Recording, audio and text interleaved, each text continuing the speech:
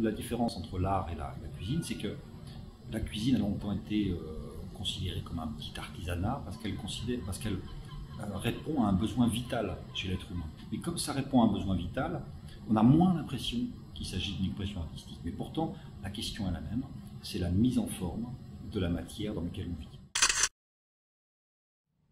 La cuisine est évidemment un art. En fait, je pense qu'elle suit le destin d'ailleurs de ce qu'était le cinéma jusque dans les années 50.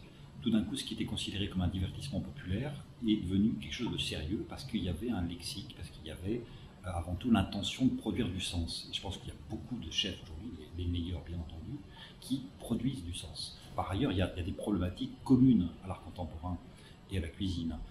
Ça a été depuis les années 90 la mondialisation, l'extension du domaine du comestible. Et ça a abouti aujourd'hui à ce qu'on pourrait appeler une sorte de décolonisation de la cuisine. Et ça, c'est quelque chose qui, bien entendu, touche et se reflète également dans l'art contemporain. Alors, entre 2013, la première édition de l'exposition Cookbook que j'ai réalisée avec Andrea Petrini, qui était d'ailleurs la première exposition qui incluait dans un même espace des chefs et des artistes. C'est-à-dire pas deux espaces distincts, mais le même espace. Il y a beaucoup de choses qui se sont passées entre ce moment-là et la seconde édition qui a eu lieu à Montpellier, donc à la Panacée, en 2019. Et je pense qu'il y a eu un très fort rapprochement entre l'espace de l'art contemporain et l'espace culinaire.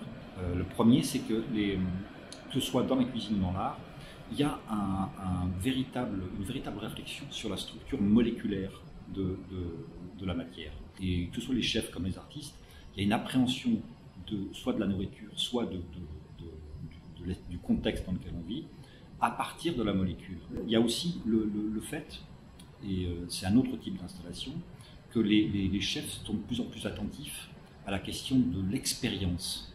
Un dîner chez Paul Perret, par exemple, à Shanghai, c'est une expérience. Une exposition de Pierre Huyghe, c'est aussi une expérience. D'ailleurs, il le dit lui-même, il ne s'agit plus d'exposer quelque chose à quelqu'un, mais d'exposer quelqu'un à quelque chose.